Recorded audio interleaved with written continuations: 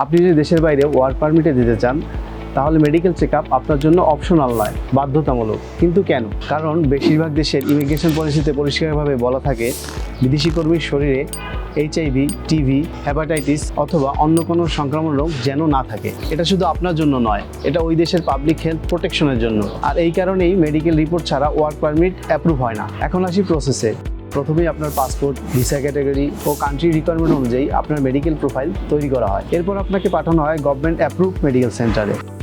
Chest x-ray, blood test, urine test এবং physical examination সব report ঠিক থাকলে আপনার মেডিকেল ক্লিয়ারেন্স ইস্যু করা হয়, যেটা সরাসরি আপনার ভিসা প্রসেসে ব্যবহার করা হবে। আমাদের কাজ হচ্ছে কান্ট্রি ওয়াইজ রুল অনুযায়ী আপনার মেডিকেল প্রসেসটি সঠিকভাবে সম্পূর্ণ করা, যাতে করে ভুল রিপোর্ট, ডিলে অথবা রিজেকশনের ঝুঁকি না থাকে। ভুল মেডিকেল বা অসম্পূর্ণ রিপোর্ট হলে আপনার ওয়ার্ক পারমিট সরাসরি রিজেক্ট হতে পারে। তাই বিদেশ যাওয়ার আগে মেডিকেল চেকআপ প্রসেস জানুন, বুঝুন এবং সঠিকভাবে করুন।